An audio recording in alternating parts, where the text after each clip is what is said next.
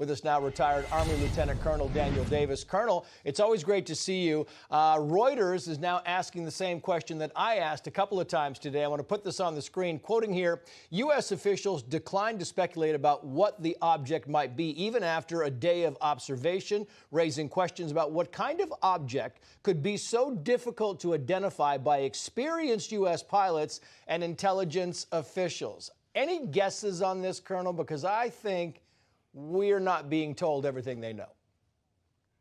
Yeah, I almost hope that's the case, because it seems kind of odd to me that we're going to shoot something down. We don't know who it is, whose it was, what it was, whether it was something that could potentially have been harmful if it gets shot down. I mean, I think we would have wanted to know a little bit more about it before we took, that kind of decisive action. But look, I think that, because of all the uproar that happened this week over the delay of shooting down the last one, given that it came over Alaska, and Senator Murkowski, really being upset in Senate hearings this week, I think that they decided they're just going to be, err on the side of shooting it down and then figuring it out later.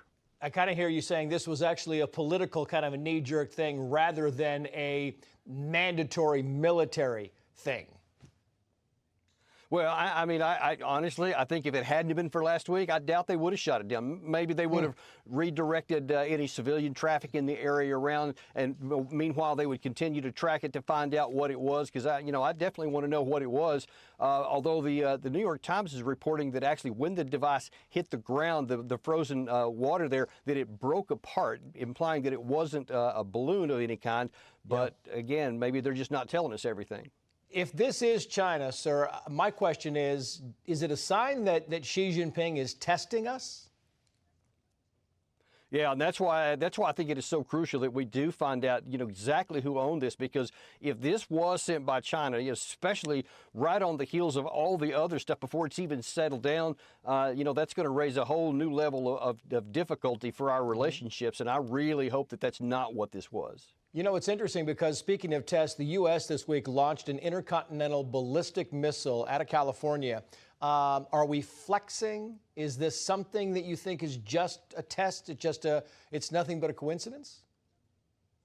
Yeah, we do these kinds of tests a lot, and I would imagine that because it takes a lot of preparation to do a test, you have to have a lot of things in place to make sure you get all the telemetry and all that. So I would imagine that it was just coincidental.